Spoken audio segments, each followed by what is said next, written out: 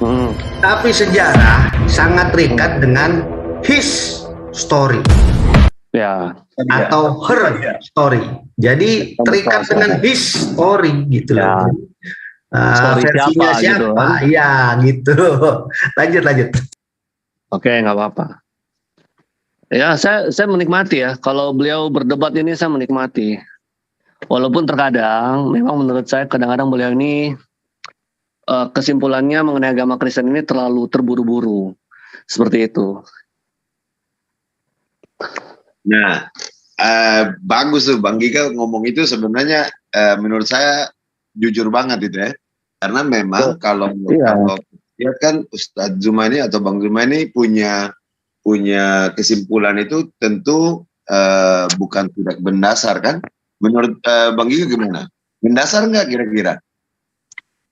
Menurut saya terlalu terburu-buru sampai pada konklusi yang beliau ambil. Nah, itu aja sih. Nah, kalau saya mengutip teman-teman antum boleh nggak? Gimana? Kang Giga.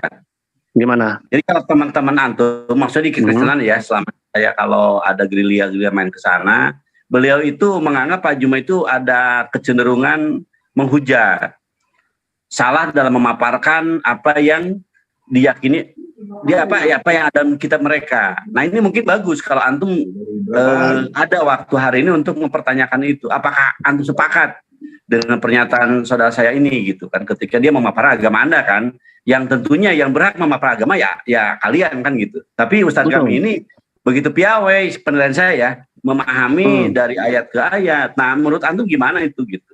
Ustadz Zuma boleh ya saya boleh.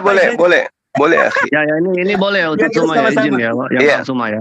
Iya, saya nangkap yang tadi nggak apa-apa. Tentang saya terlalu cepat mengambil kesimpulan. Betul. Iya, jadi gini, boleh nggak saya membangun narasi awal? Boleh, silakan Kang Zuma. Iya baik.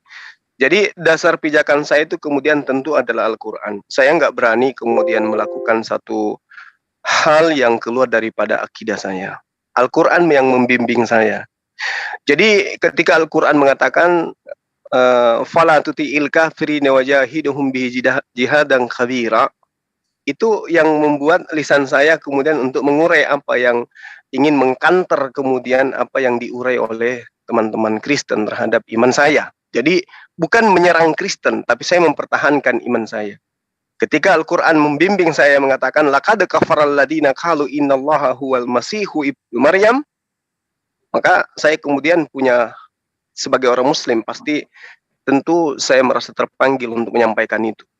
Nah, coba Anda resapi apa yang saya akan katakan ini.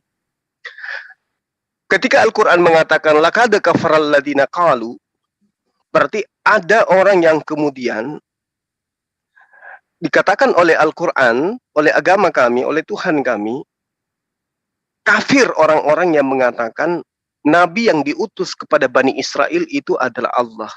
Dan itu tentu sebagai orang yang duduk di kursi pesakitan adalah Kristen. Karena Kristen yang menganggap sosok Nabi yang datang kepada Bani Israel sebagai Tuhan, yaitu Allah. Nah, sekarang gini. Uraian atau kesimpulan saya itu memiliki dasar gitu loh Bang. Ketika kemudian kitab Anda, saya katakan di dalam Matius 23 nomor 15, celakalah kamu hai ahli Torah. Ahli Torah ini adalah sumber ajaran Kristen. Orang-orang Farisi ini adalah sumber ajaran orang Kristen. Dan di situ pernyataannya juga diseru, hai orang-orang munafik. Saya juga berani mengatakan bahwa sumber ajaran Kristen juga itu mohon maaf adalah orang munafik. Memang terlalu cepat saya. Tapi saya pertanggungjawabkan kalimat itu karena saya bisa kasih data gitu ya. Sebab kamu mengarungi lautan. Sumber ajaran agama Kristen adalah ajaran yang dari ahli kitab nyebrang lautan dan menjadi Kristen. Orang yang menjelajahi daratan. Sumber ajaran Kristen adalah ajaran dari ahli kitab yang menjelajahi daratan sampai kepada mimbar gereja hari ini. Lalu dikatakan apa? Untuk mentobatkan satu orang saja menjadi penganut agamamu. Dari Kristen itu selalu mengaku bahwa kami adalah ajaran Yahudi rohani. Berarti benar yang diterangkan oleh Matius 23 nomor 15 ini itu tidak keliru. Lalu kemudian dikatakan, kamu menjadikan mereka orang neraka. dan 2 kali lebih jahat daripada kamu sendiri. Orang yang dibuat oleh ahli kitab menjadikan konsep keyakinan mereka menjadi golongan manusia yang 2 kali lebih jahat daripada ahli kitab itu sendiri. Nah, coba kita urai. Mohon maaf, Anda punya hak nanti untuk meluruskan saya yang terlalu cepat mengambil kesimpulan.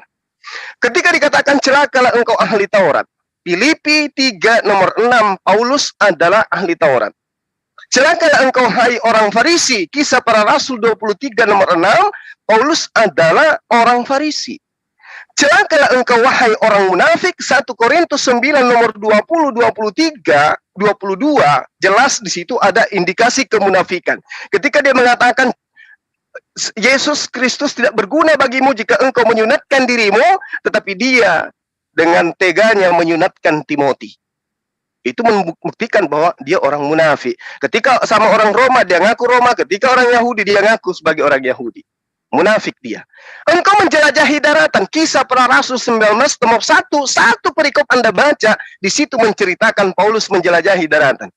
Engkau menyeberangi lautan. Kisah Para Rasul 27, satu perikop, dan juga Kisah Para Rasul 16, satu perikop. Paulus menjelajahi lautan, menyeberangi lautan. Lalu kemudian dia ahli kitab, dia murid daripada seorang rabi yang bernama Gamaliel. Kisah Para Rasul 5 nomor 34, Kisah Para Rasul 2 nomor 3.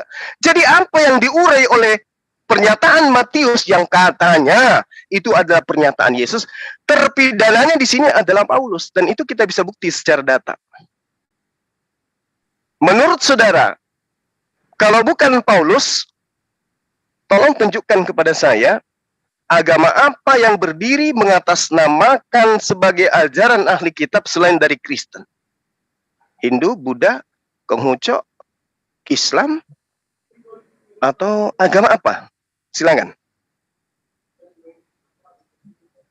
Baik, Ai. Tadi saya dapat chat bahwa beliau sedang bikin minum dulu katanya. Mungkin harap bersabar dulu, Ai.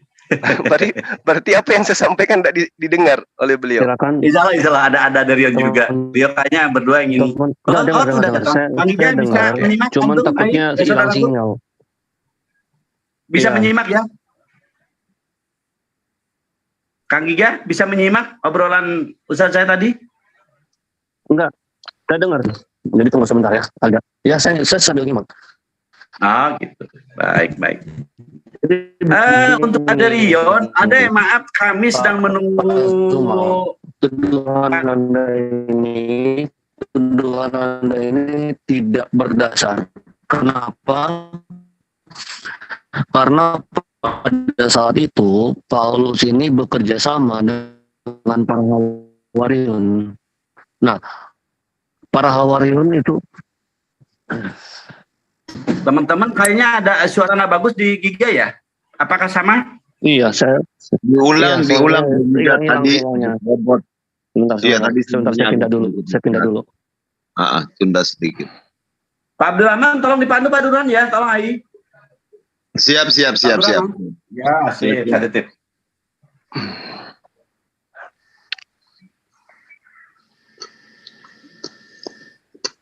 Ya makanya saya kalau lagi bikin minum kayak gini. Ya, silakan ditanggapi. Apakah kesimpulan saya ini terlalu cepat?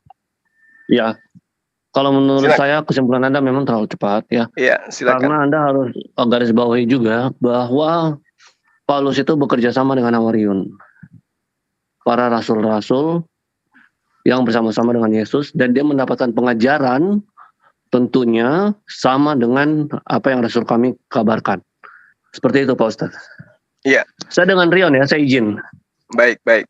Jadi kalau Anda mengatakan bahwa Paulus kerjasama dengan Hawariun, coba kita buka di dalam Kisah Para Rasul 22 nomor 4. Ini pengakuan dari asisten beliau yang menceritakan dan menuliskan tentang tipikal Paulus.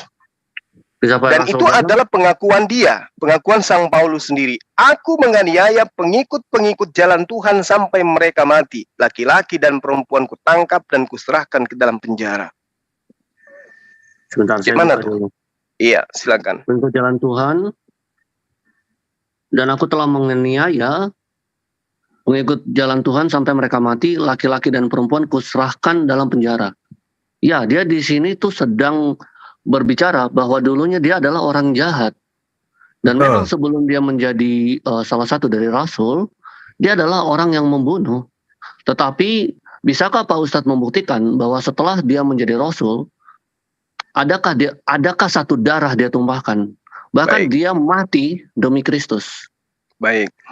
Ada salah satu kutipannya yang terkenal, hidup adalah Kristus dan mati adalah keuntungan. Dan dia syahid.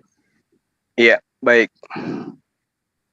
Jadi gini, kasih saya 5 menit, ya, kasih saya 5 menit, karena di dapur nih sinyalnya bisa kayak tadi, tiba-tiba hilang. Tapi saya dengar kok, saya nggak jauh dari perangkat.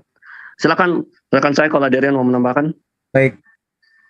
Ya silakan ditanggapin dulu Bang Juma. Iya, jadi gini, dikatakan begini di dalam kitab Yeremia, kita ngekor dulu dari belakangnya supaya kita tidak dikatakan bahwa terlalu cepat saya ingin ngambil kesimpulan. Jadi petunjuk itu harus kita urai. Yeremia 9 nomor 11 dikatakan begini. Aku akan membuat Yerusalem menjadi timbunan puing, tempat persembunyian serigala-serigala. Kayak mana tuh? Ini poin dulu yang kita urai dulu supaya kita ngerti siapa yang nyamar menjadi domba.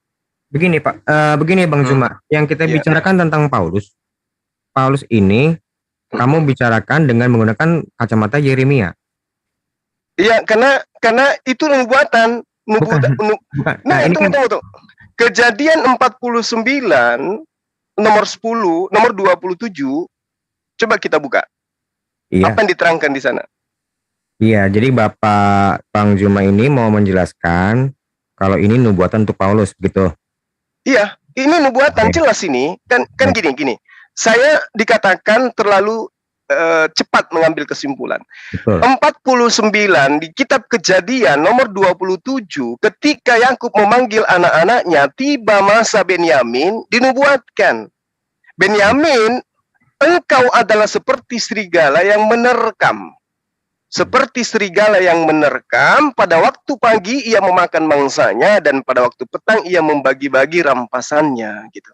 Jadi dia kalau siang memangsa, kalau malam membagi-bagi. Nah, siapa kemudian yang mengaku keturunan Benyamin?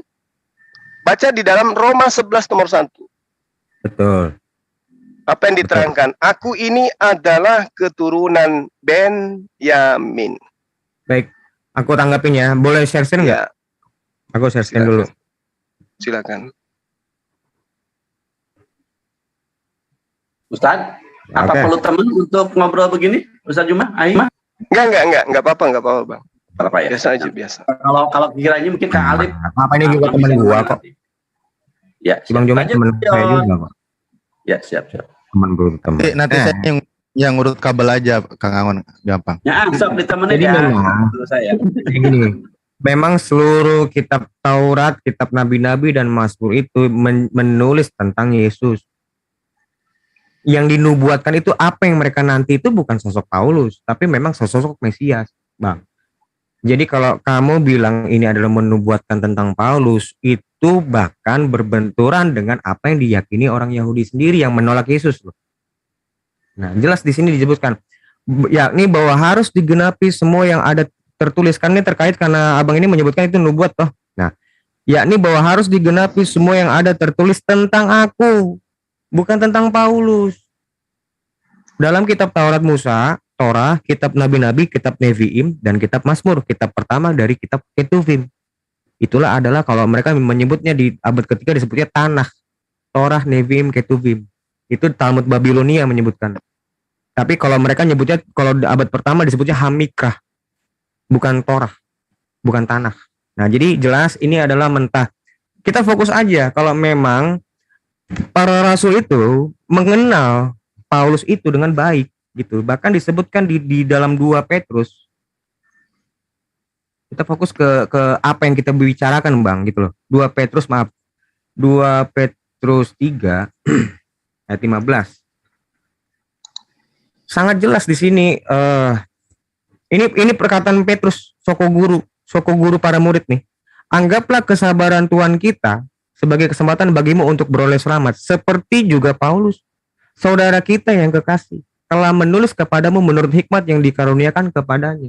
Tentu kalau misalnya apa ajaran Paulus berbeda dengan Petrus, berbeda dengan murid-murid yang lain yang memang itu mengenal Yesus lebih dahulu, Petrus nggak akan berbicara seperti ini, Bang.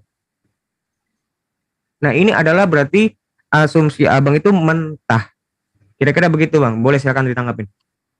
Oke. Jadi kalau berbicara mengenai Petrus itu adalah kalau dia adalah murid yang taat, Petrus yang sesungguhnya Petrus ya, bukan yang tulisan kemudian dikasih label Petrus agar dianggap sebagai Petrus. Dia menerima pesan supaya dia waspada kepada ahli Taurat, waspada kepada orang Farisi, kan gitu. Lalu kemudian dikatakan Yesus berpesan kepada ke-12 muridnya agar jangan ke bangsa lain. Itu poin pertama. Nah, lalu kemudian Paulus sendiri menerangkan di dalam Galatia 2 bahwa Petrus diutus kepada Bani Israel. Dia diutus kepada non-Israel. Berarti tidak ada kesinambungan ajaran di situ. Jadi tidak mungkin kemudian Petrus mengajarkan tentang ajaran hukum sunat kepada Bani Israel yang taat kepada ajaran-ajaran Yudaism, kemudian menyanjung orang yang mengajarkan hal yang bertentangan dengan ajaran yang diterima dari gurunya.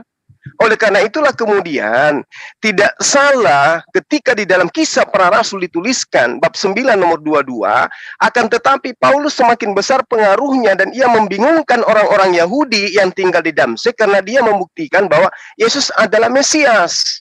Lalu kemudian di dalam Kisah Para Rasul 21 nomor 28, hai orang Israel, ini orang-orang pengikut-pengikutnya Petrus diseru, hai orang-orang Israel, tolong, inilah orang yang di mana-mana mengajar semua orang untuk menentang bangsa kita dan menentang hukum Taurat. Dan sekarang ia membawa orang-orang Yunani pula ke dalam bait Allah dan menajiskan tempat suci ini.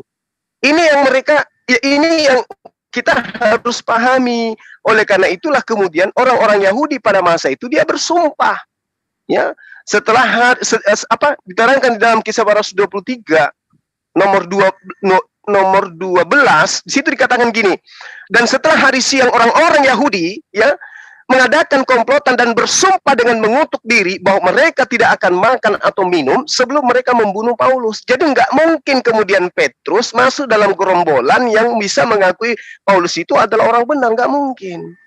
Nggak mungkin itu. Tapi kalau Paulus menuliskan sebuah cerita lalu kemudian dikatakan itu yang Petrus mengatakan, bisa jadi. Yang namanya penyesat, apa yang dia tidak bisa. Makanya tadi di awal, mohon maaf mungkin ada belum masuk ketika saya dikatakan terlalu dini menuduh Kristen itu, Paulus itu sesat. Saya katakan dari Matius 23 nomor 15 semua indikasi itu ada pada diri Paulus. Saya kasih data. Aku tanggapin, Bang, biar nggak terlalu panjang. Kan karena terlalu panjang ayat-ayat itu, karena itu juga masing-masing ayat saya bisa tanggapin loh. Silakan. Kalau terlalu panjang kita kan jadi bingung kita.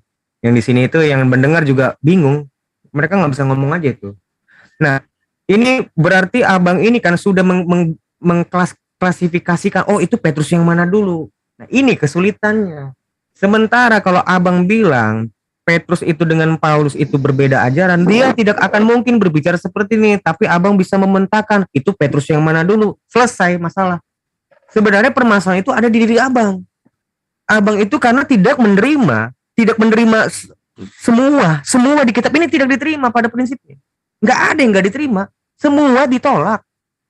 Padahal di sini dijelaskan jelas sekali ini kalau memang Petrus mengakui Paulus itu adalah saudaranya, saudara kita yang kekasih. Jadi abang tuh mau bilang apa ya? Kedua, tentang terkait yang tadi abang bilang, kalau misalnya Paulus dibuat untuk orang non Yahudi, Petrus untuk Yahudi. Lantas abang kesimpulan berarti ajarannya berbeda. Loh, itu nggak ada hubungan kausalnya, Pak. Mana ada hubungan kausalnya? Mereka cuma dibedakan, kamu mengajarkan ke sini, saya mengajarkan ke situ. Kamu mengajar ke Bandung, saya mengajar ke Jogja. Tapi tentang ajarannya sama toh.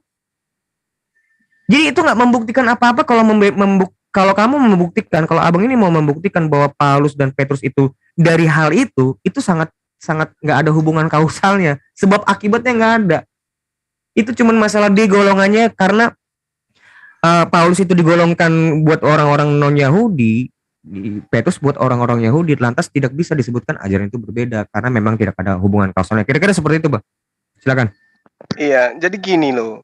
Petrus itu, murid aslinya Yesus itu, adalah orang yang kemudian diceritakan untuk mendirikan jemaat di atas batu karang. Apa isi ajarannya? Ya Taurat, bukan surat-surat Paulus. Itu udah pasti tuh. Jadi kalau kemudian ada yang dikatakan Petrus, tetapi mengajarkan di luar yang diterima Petrus dari Yesus, ini Petrus muridnya siapa sebenarnya? Muridnya Paulus gitu. Atau dia muridnya Yesus? Muridnya Yesus sudah pasti mendengarkan dan mengajarkan apa yang pernah Yesus ajarkan. Tidak mungkin kemudian dia nyebrang ke ajaran orang yang bertentangan dengan ajaran gurunya. Itu yang ingin saya sampaikan gitu loh. Sehingga ketika ada catatan yang mengatakan saudara kita Paulus yang terkasih, apa benar itu tulisan muridnya Yesus? Kalau itu benar catatan Petrus muridnya Yesus, berarti Petrus itu murid durhaka. Kenapa saya katakan murid durhaka? Karena Yesus mengatakan, aku mengenal muridku, dia mendengarkan perkataanku dan mengikuti aku. Ketika dia mengatakan, waspadalah engkau kepada ahli Taurat, kepada orang Farisi, ya pasti murid-murid ini akan mendengarkan tuh waspada. Loh kok ini tiba-tiba jadi sahabatan dengan orang-orang yang menganiaya dirinya sendiri? Kan Paulus sendiri yang mengatakan itu. Ya, Lukas yang menceritakan itu. Saya coba ngambil dari sudut pandang yang lebih ini ya, lebih sederhana. Ya kan? Pada saat saya memahami Quran itu sepotong-sepotong, saya nggak mau ngakuin, saya mengakui hanya surat Al-Fatihah, Al-Anbiya dan lain-lain. Tapi saya nggak terima ini. Kira-kira Quran itu bisa dilihat dengan utuh nggak?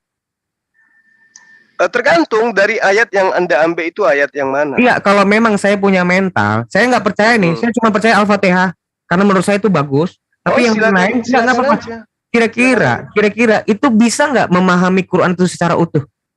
Kalau Al-Fatihah sudah pasti bisa. Nggak, bukan seluruhnya, dari 66 surah itu, saya cuma ngambil dua kitab, dua surah atau 3 surah. Yang lainnya saya nggak anggap itu bukan Quran. Bagaimana kira-kira?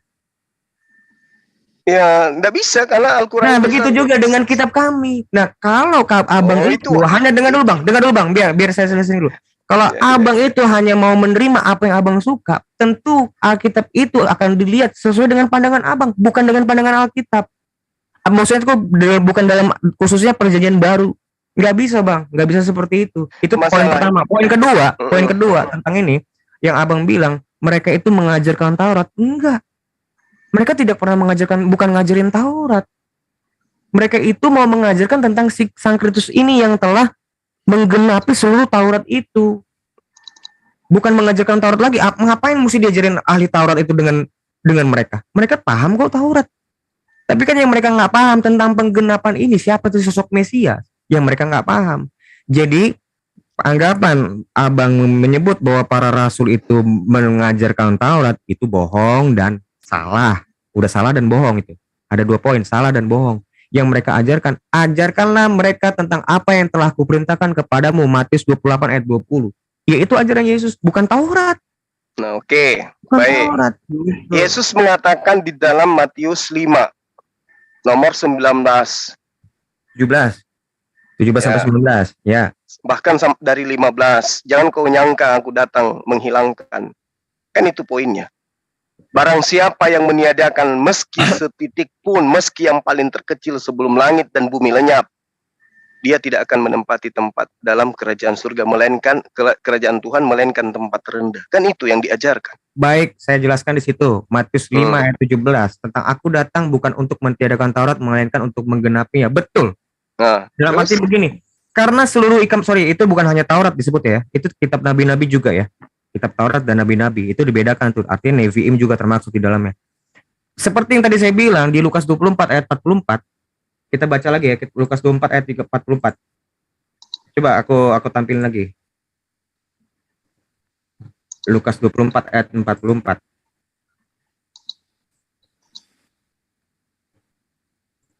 Maaf ya, sorry agak.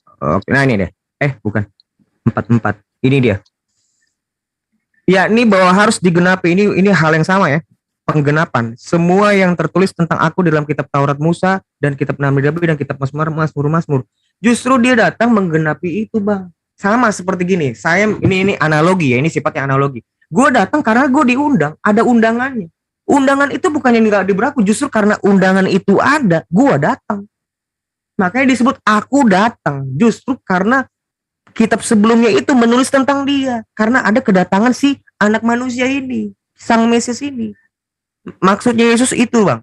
Bukan berarti Taurat itu dihapuskan, bukan. Pada kenyataannya gini, Bang, keimamatan mereka berubah. Ini fakta, dan memang ini terjadi ini setelah dinubuatkan di Mazmur 110 ayat 4. Kita lihat. Mazmur 110 ayat 4.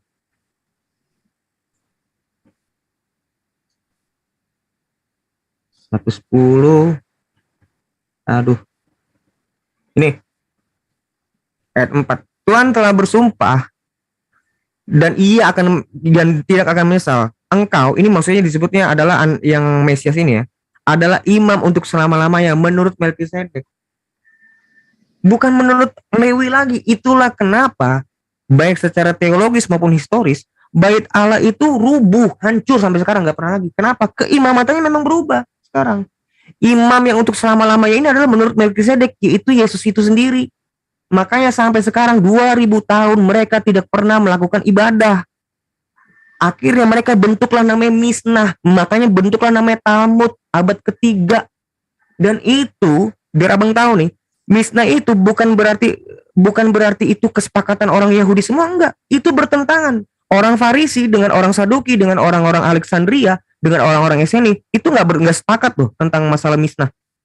Karena apa? Misnah ini diperlukan dalam rangka mereka melakukan ibadah. Karena bait Allah udah nggak ada lagi. Ini gimana nih kita nih? Hancur kita nih. Gara-gara Yesus nih, ibadah bait Allah kita hancur. Makanya mereka buat Misnah. Dan ini fakta. Ada lagi yang mau disampaikan? Nah, keimamatan ini yang berubah sebentar. Gue menjelaskan. Keimamatan ini berubah. Kami tidak tunduk dengan Imam Lewi atau Imam Harun. Harun itu kan dari suku Lewi. Kami nggak beriman sama itu. Imam untuk selama-lamanya ini adalah Melkisedek ini, di mana Abraham waktu itu memberikan anggur dan roti kepada Melkisedek dan memberi perpuluhan di Terbantin. Gue lupa tuh dia kejadian berapa. Kira-kira seperti itu. Lanjutkan, Bang. Oke. Yang berarti yang jadi imam di situ adalah Yesus, bukan Paulus. Yesus datang bukan untuk meniadakan, tapi menggenapin. Artinya menyempurnakan, bukan menghilangkan, apalagi menganggap hukum Torah itu sebagai kutukan. Dari mana ajaran bahwa hukum Tuhan itu adalah kutukan? Dari Paulus. Siapa yang mengaminkan itu? Kristen. Berarti yang dijadikan imam bukan Yesus, tapi Paulus. Ini yang saya bahas tadi. Makanya saya ngambil kuncinya di Matius 23 nomor 15.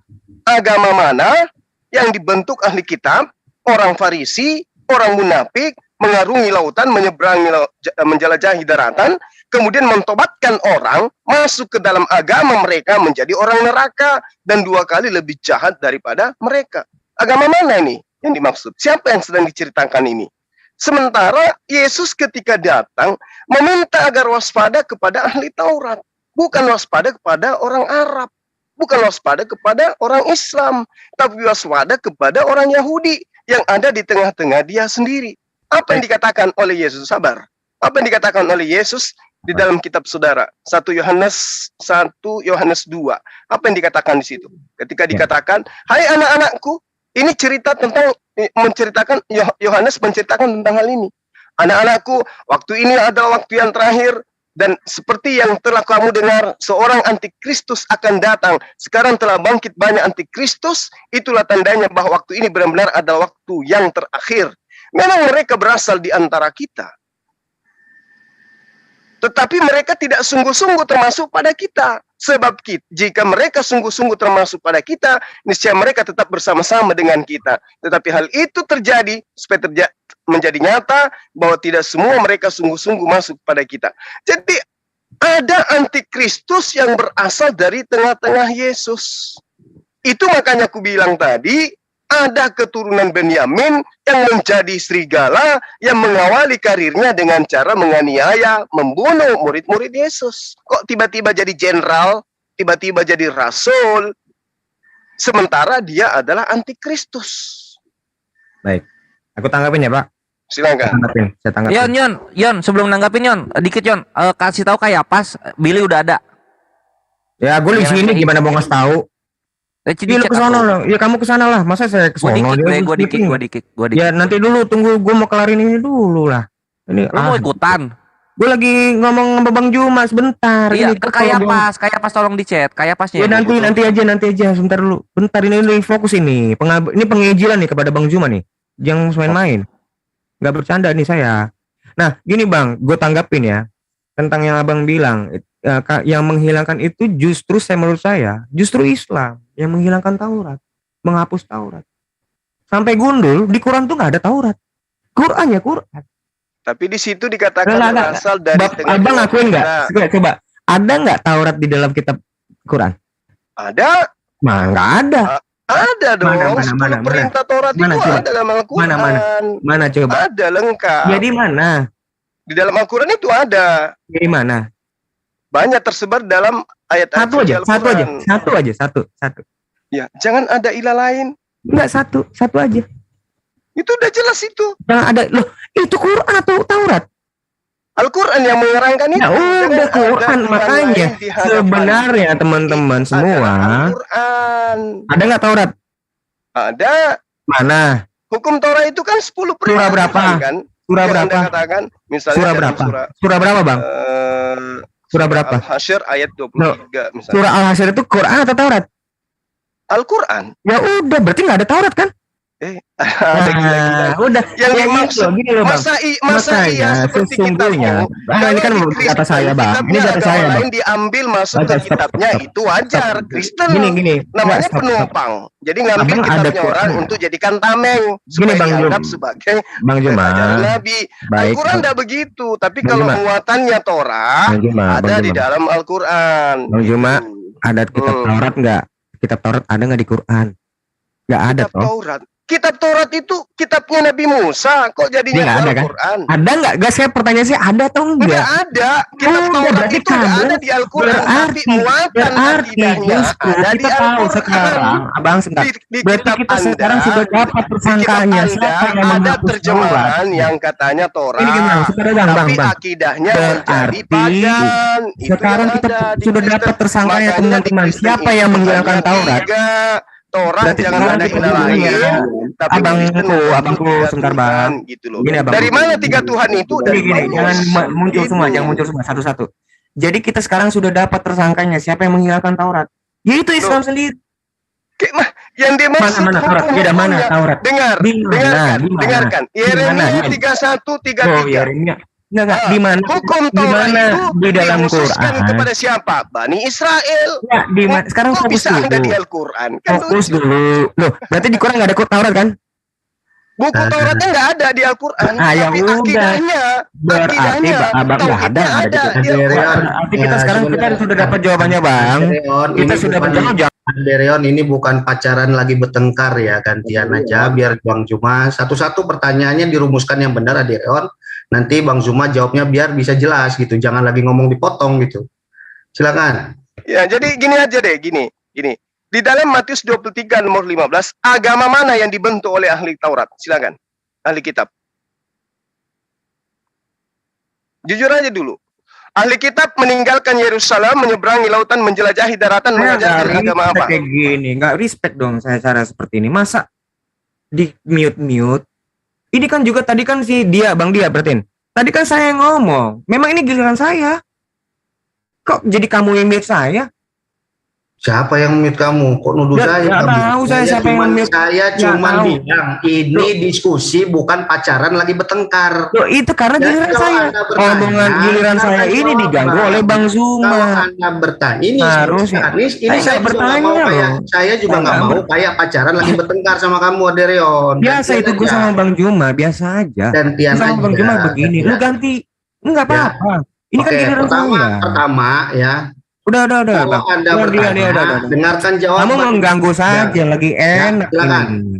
Silakan lanjutkan. Gue udah mute-nya udah hancur kamu buat. Gak benar cara kayak gitu, udah mute gitu dong. Debater itu nggak gampang merajuk loh. Bukan masalah merajuk. Jangan kalau Aderion memang mesti merajuk. Kalau Aderion mesti memang merajuk dia. Lanjut Aderion rajunya. Dihormatin. Ya udah kita maklum kalau gitu. Dihormatin dong. Gua kan lagi ngomong, memang giliran saya. Bukan saya yang di mute. Harusnya Bang Zuma di mute. Mau lanjut merajuk atau mau lanjut diskusi nih? Ya saya udah gak menarik diskusi. Ya udah. Nah, tapi saya udah dapat poinnya Abang Juma. Nggak, yang penting ini. Nggak, saya mau keluar. Sudah nggak menarik. Saya udah dapat poinnya. Sebenarnya yang menghilangkan Taurat itu ya Bang Juma, Islam itu sendiri. Karena sudah tidak ada lagi Taurat di dalam Quran. Nah, gitu kira-kira. Kalau penyebutan silakan akidahnya, ajarannya ada. Gitu. Jangan gitu, akidah. Ada nggak Taurat di dalam Quran? Maksudnya Taurat itu apa? Taurat ada nggak di dalam Taurat? Maksudnya apa dulu? Karena kalau dalam Al-Quran ada disebutkan. Kitab Taurat. Kitabnya maksudnya bukunya gitu. Loh iya ada nggak? Lah di kitabmu aja nggak ada kitabnya Taurat kok. Perjanjian Lama itu bukan kitab Taurat.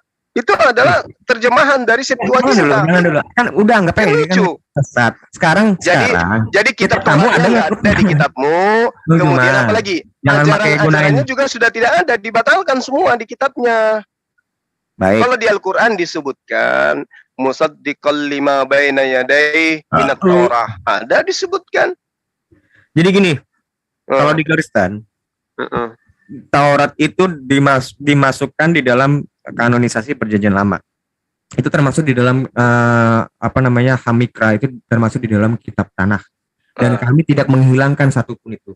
Tetap dilaksanakan itu adanya. Enggak, tetap dilaksanakan. Enggak, dengar dulu. Tetap itu kami anggap dan kami tidak menyebutkan itu dipalsukan. Tetap ada di dalam Alkitab itu. Nah sebenarnya masih diperhatikan. Dengar dulu. Ini kan giliran saya. Ini saya sebentar lagi mau pergi juga nih ke Billy, ketemu Yahudi, Rabinik. Saya mau debat juga sama dia. Ini seru nih Rabinik ini. Nah, yang sebenarnya yang menghilangkan Taurat itu ya Allah Subhanahu wa taala. Di dalam Qur'annya nggak ada lagi Taurat. Sekarang kitabnya Nabi Musa mana? Kitabnya Nabi Musa. Tunjukkan ke saya. Aku pamit dulu. Aku mau viralkan. Sebelum pamit, nggak kita suguhkan ayat Al-Qur'annya dulu. Nah, gue sementara ini gue menunggu Bang Alip, gue ditunggu. Ya, bukan lu kayak pas, bukan lu bre, bukan lu. Aderion titip pertanyaan buat Billy, itu Tuhannya Israel sama Tuhannya orang Kristen sama apa enggak? Itu aja titip pertanyaan sambil debat sama mereka ya. Mana dia? Mau kabur. Kepedean anjir. Kayak apa sih yang dicari malah dia yang sibuk. Enggak, sebenarnya dia cuma menghindar aja. Dari tadi itu dia udah panas itu. Teman kita yang tadi udah ya.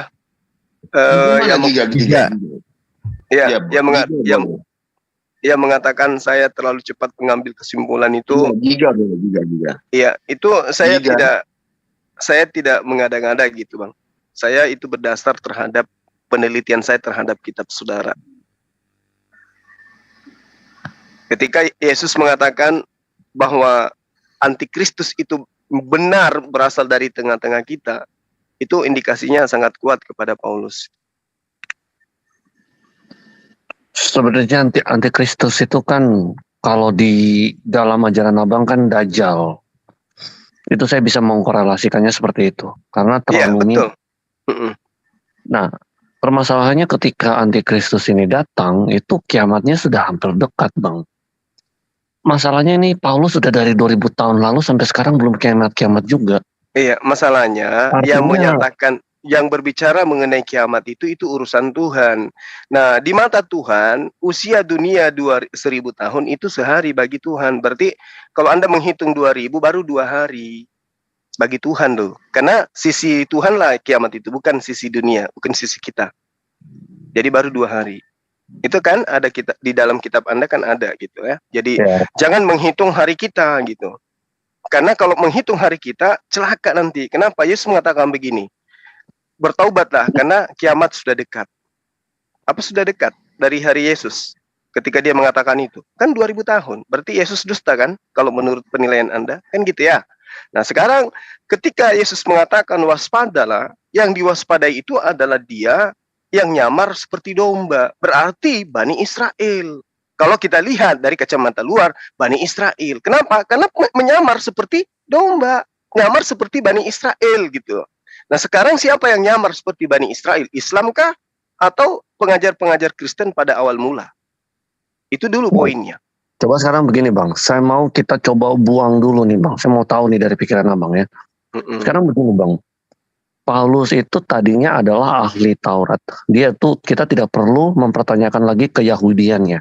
Ya betul. Karena dia beribadah di Bait Allah, ya. Betul. Ada beberapa teman yang berkata bahwa dia Yahudi dari mana? Lihat aja dia ibadah di Bait Allah itu udah pasti Yahudi. Iya. Dia Karena murid Gamaliel. Betul. Orang-orang luar seperti misalnya ada dari Bani Yakub itu ada juga. Dari Bani Israel itu ada juga. Orang-orang Samaritan itu untuk beribadah di Bait Allah itu nggak boleh. Mereka nggak terima.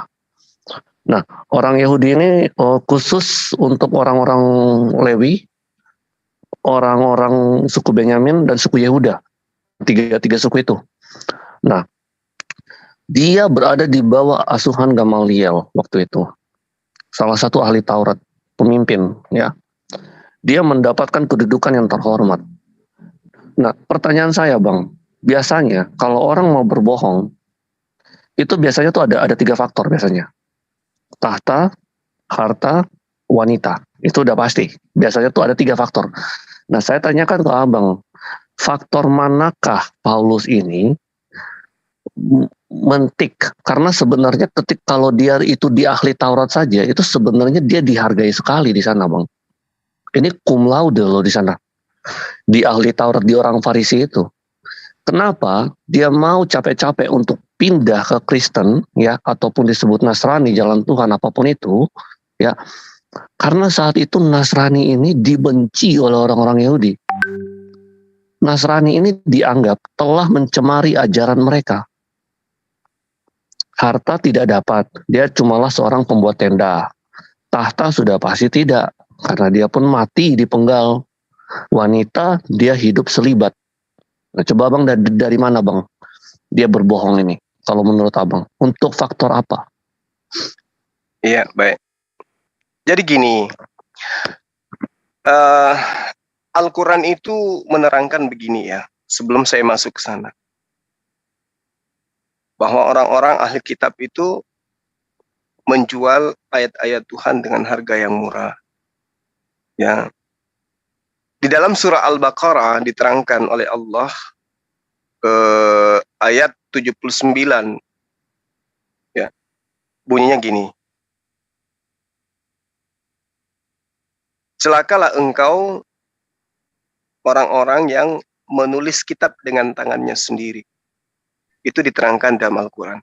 Wailul lilladzina yaktubunal kitaba bi'aidihim, dengan tangannya. Tsumma yaquluna, lalu kemudian dia berkata, hadza min indillah, ini dari sisi Allah. Liyastaru bih tamanan qalila, ya, dengan maksud untuk menjualnya dengan harga yang murah. Harga murah nih. Hanya untuk mendapatkan sanjungan, memperoleh sanjungan. Itu poin pertama. Poin kedua, ada nubuatan. Di mana nubuatan itu harus tergenapin. Karena tidak tergenapin, maka nubuatan itu adalah pembohongan. Apa yang diterangkan kemudian di dalam Ulangan 18 nomor 20 atau nomor 19. Bahwa Nabi yang berbicara atas namaku tapi tidak terjadi, dia harus mati. Kan gitu. Itu nubuatan. Ya. Terus yang ketiga, poin yang ketiga adalah kalau kita melihat apa yang terjadi dengan orang-orang yang menyalibkan Yesus.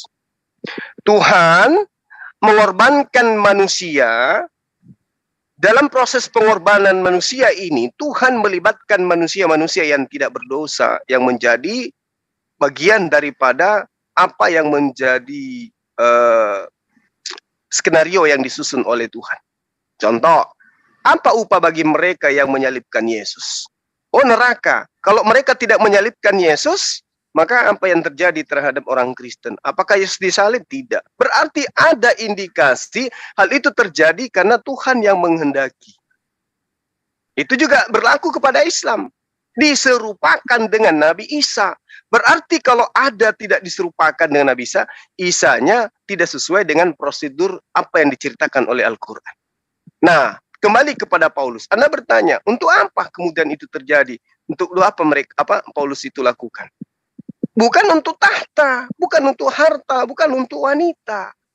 Tetapi kecenderungan manusia yang memang dikatakan seperti apa yang diurai di dalam Al-Quran dan juga apa yang diurai di dalam kitab Anda.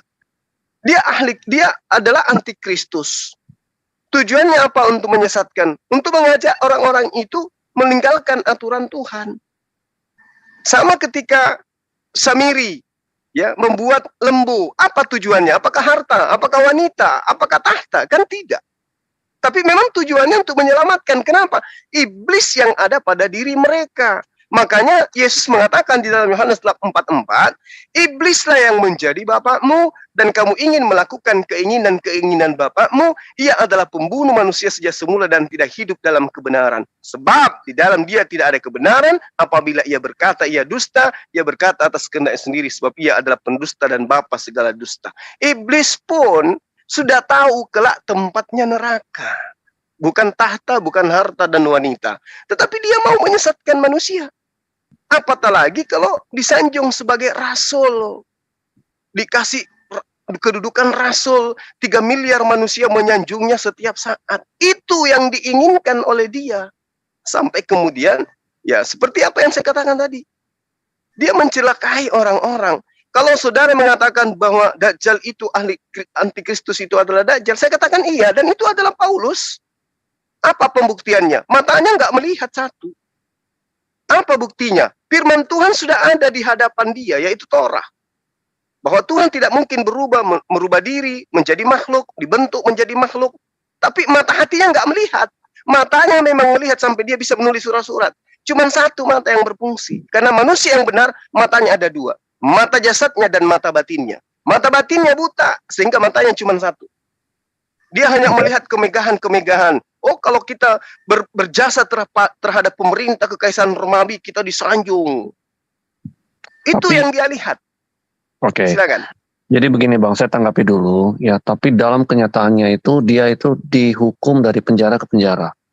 Sekarang saya kasih tahu ke Abang, Abang mau nggak dapat title presiden, contohnya, tapi Abang itu dipenjara dan dianiaya setiap saat?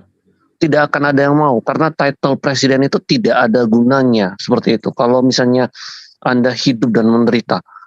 Nah, itu yang pertama. Tadi saya menarik sekali Abang membawa nubuatannya. Ini dinubuatkan oleh Yesus. Dan aku pun berkata kepadamu, engkau adalah Petrus, dan di atas batu karang ini aku akan mendirikan jemaatku, dan alam maut pun tidak akan menguasainya. Termasuk Paulus pun tidak berkuasa atas jemaat yang didirikan di atas Petrus ini, atau waktu itu Petrus menjadi salah satu kepala jemaat atau kepala gereja.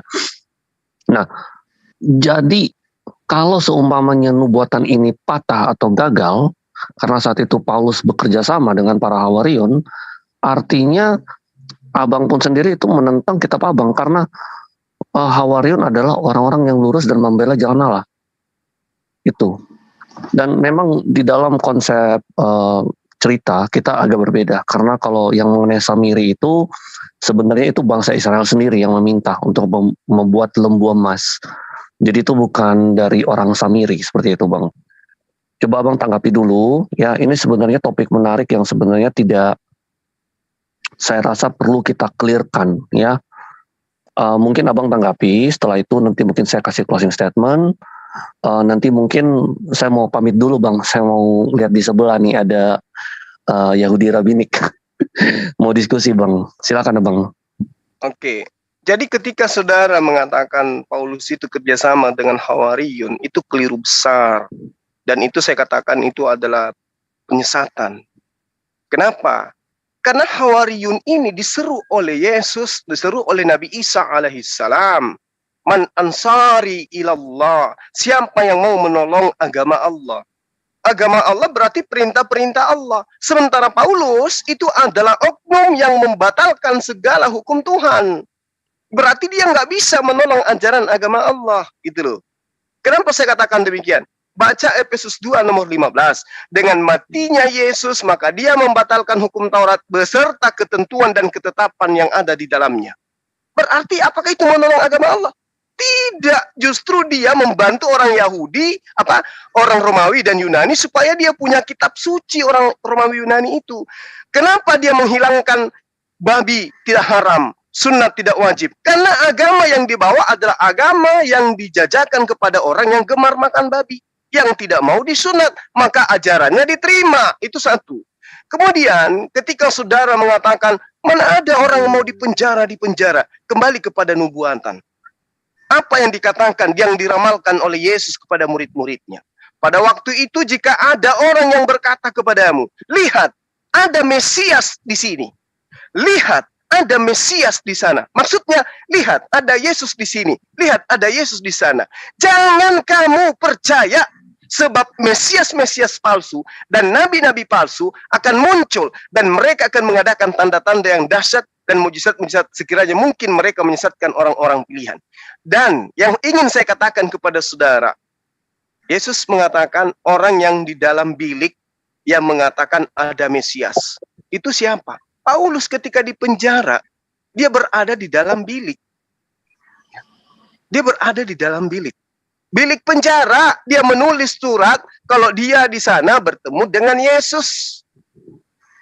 Lalu dikatakan, dan jangan kau percaya ketika ada orang yang berteriak dengan mengatakan di padang gurun melihat Mesias. Ada Mesias di sini, ada Mesias di sana. Siapa kira-kira di antara Rasulullah Muhammad SAW atau penulis-penulis kitab saudara yang pernah mengaku bertemu dengan Mesias? Yang jalan ke Damsyik, padang gurun, melihat Mesias ada di situ, itu siapa? Ini nggak bisa ditutup-tutupin lagi. Harus diungkap. Di Kisah Para Rasul diterangkan ketika Paulus berjalan ke Damsyik. Ini masih bentuk padang gurun loh waktu itu. Belum ada kereta, belum ada rel kereta, belum ada kendaraan. Masih padang gurun. Dia mengaku bertemu dengan Mesias. Siapakah engkau? Akulah Yesus yang kau aniaya. Jadi yang mengaku bertemu Mesias di bilik, Paulus bilik penjara, di dalam penjara, menggenapin itu. Lalu mengaku ketemu Mesias di padang gurun juga adalah Paulus. Dan satu hal lagi, terakhir sebelum Anda pergi. Supaya Anda bisa berpikir bahwa saya itu tidak terlalu cepat terburu-buru untuk mengatakan bahwa Paulus itulah yang dimaksud. Matius 23 nomor 15 yang saya urai tadi, yang awal ketika kita berdialog. Celakalah kamu ahli kitab, orang Farisi, orang munafik, sebab kamu mengarungi lautan menjelajahi daratan untuk mentobatkan satu orang saja menjadi penganut agamamu. Dan sesudah ia bertobat, kamu menjadikan dia orang neraka dan 2 kali lebih jahat daripada kamu sendiri. Saya ingin tanya kepada saudara, mungkin bisa besok atau lusa jawabannya kepada saya. Agama mana yang dibentuk oleh ahli kitab di luar dari Yerusalem? Itu PR, Anda tidak perlu jawab hari ini, mungkin besok atau lusa. Silakan, terima kasih atas dialog kita. Karena saudara terburu-buru, ya saya juga mau istirahat. Insya Allah di waktu lain kita akan bertemu kembali. Salam kenal dari saya Zulkifli Mabas, teman-teman manggil saya Bang Suma. Demikian. Terima kasih Bang Suma. Makasih. Dialog, ya. Baik. Biasanya Anda itu saya dengar itu ada emosinya kadang-kadang ketika saya mendengar Anda. Tapi kadang-kadang saya dengar juga Anda itu lucu. Kalau dialog-dialog biasa gitu bisa lucu. Jadi hari ini saya sudah kesempatan untuk berdialog langsung dengan Anda. Mungkin next time kita bisa punya dialog lagi. Siap. Ya. Terima kasih Bang. Terima kasih banyak. Bang Juma, gue